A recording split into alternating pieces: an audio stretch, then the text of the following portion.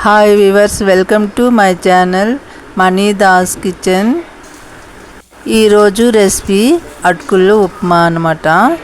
ఒక బౌల్లోనికి 2 గ్లాసులు అటుకుల్ని తీసుకోవాలి. తీసుకొని ఇలాగా వాటర్ పోసుకొని 2 సార్లు కడుక్కోవాలి. బాగా కడుక్కున్న తర్వాత నీళ్ళంతా వాడిపోవడానికి ఒక జల్లి గంటె లాంటిదో లేకపోతే ప్లేట్లో అయినా ఉంటుంది కదా, దాంట్లో వేసేసుకోవాలి. మొత్తం వాటర్ అంతా వచ్చేస్తుంది అన్నమాట. ఇలా వేసుకోవాలి.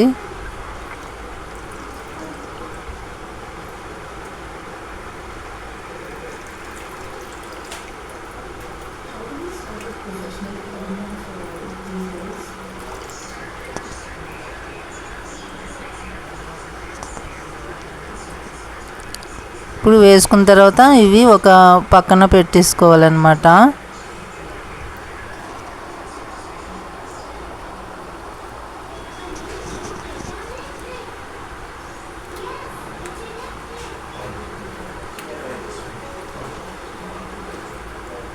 ఇప్పుడు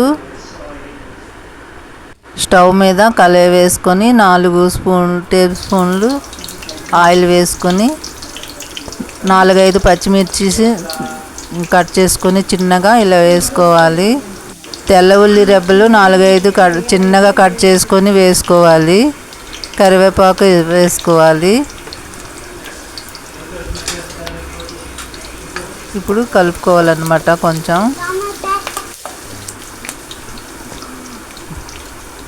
కొంచెంసేపు వేయించుకోవాలన్నమాట. ఇలాగా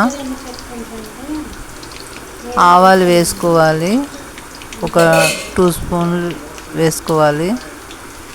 తక్కువ వేసుకున్న వాళ్ళు వేసుకోవచ్చు. శనగపప్పు ఒక 2 స్పూన్లు వేసుకోవాలి. వేసుకొని ఇలా కలుపుకోవాలన్నమాట.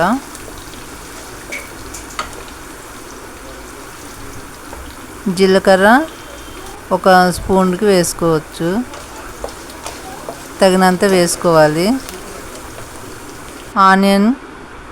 ఒక ఆనియన్ తీసుకొని చిన్న ముక్కలు కట్ చేసుకొని ఇలా వేసుకోవాలి. ఇలా చిన్న కట్ చేసుకోవాలి. వేసుకున్న తర్వాత ఇలా కలుపుకోవాలన్నమాట.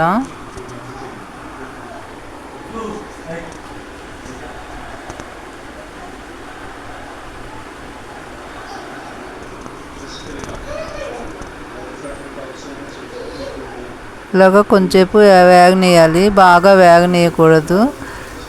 సాల్ట్ వేసుకోవాలి. ఒక స్పూను తగినంత వేసుకోవాలి. ఒక స్పూను కొంచెం పసుపు వేసుకోవాలి.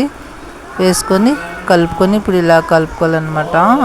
అటుకులను తీసి ఇలాగా వేసుకొని ఇలా కలుపుకోవాలి మొత్తం. కొత్తిమీర ఇలాగా గార్నిష్లా చేసుకోవాలి. కొంచెం వేగనీయాలన్నమాట. ఒక నిమ్మకాయ ముక్క తీసుకొని వేసుకోవాలి.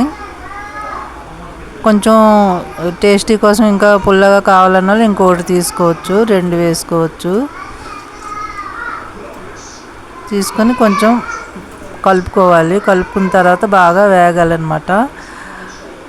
ఒక 2 నిమిషాలు అలా ఉంచి తీసి దించుకోవాలి. ఈ వీడియో నచ్చినట్టయితే లైక్ అండ్ సబ్స్క్రైబ్ చేసి షేర్ చేయండి. థ్యాంక్ యూ అండి.